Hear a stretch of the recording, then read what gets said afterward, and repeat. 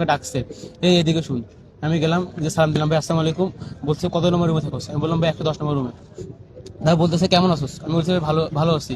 বলছে নির্বাচনের আগে কেমন ছিলি আর নির্বাচনের আগে কেমন আছোস? আমি বলছি ভাই দুই সময় ভালো রাখছে, দুই সময় আল্লাহ ভালো রাখছে, আমি ভালো আছি। কথা তুই শিবির করস না? এই কথা আমি তো বললাম জি ভাই আমি শিবির করি। এই তো নির্বাচনের আগে ও আমাকে বিভিন্ন ধরনের থ্রেট দেওয়া, নির্বাচন তোকে দেখে নিব। মূলত এটা হচ্ছে আমাদের লতিফ হলের সামনে রাস্তায় বিভিন্ন ধরনের অবৈধ স্থাপনা ছিল। অবৈধ স্থাপনা আমরা হচ্ছে কয়েকজন সামনে থেকে নেতৃত্ব দিচ্ছি, যেগুলো উঠাইছি, যেগুলো অবৈধ স্থাপনা। তো খেলে তার টাকা তুলতো। ওই সেদিন থেকেও আমাকে থ্রেট দেওয়া শুরু করছে। তো যখন আমাকে বললো তুই শিবির করছ কিনা, আমি বললাম হ্যাঁ ভাই আমি শিবির করি। এই বলে আমাকে আমার ছোট ভাইকে লাথি মারি ফেলে দিচ্ছে। ফেলাই দিয়ে ওর পিঠে 2টা চেয়ার ভাঙছে, সাথে ওকে 3-4 জন মিলে লাথি গুঁজে মারছে। আমি যখন ওকে তাকে আটকাইতে গেছি, ওরা দুজন আমাকে মাথার এখানে মারছে, পিঠিতে হচ্ছে কিল ঘুষি মারছে। তখন আমি হলে দৌড়ে এসে হচ্ছে আমার রুমমেটদের ডাকছি।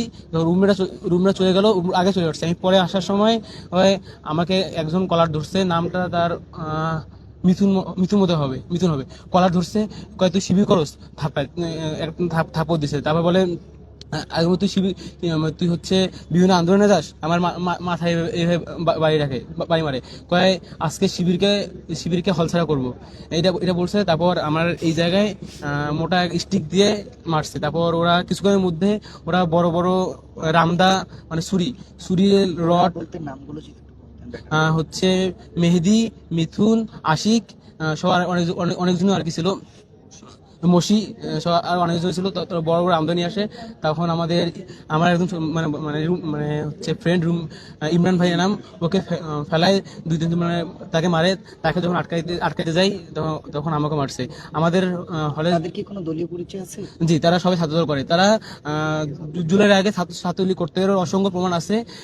ওদের যে মেহেদি নাম ছেলের, এর আগে আমাদের একজন ছোট ভাই রাকিবুল তাকে হচ্ছে উলঙ্গ করে মারছিল। এটা নিয়ে অনেক নিউজ হয়েছে।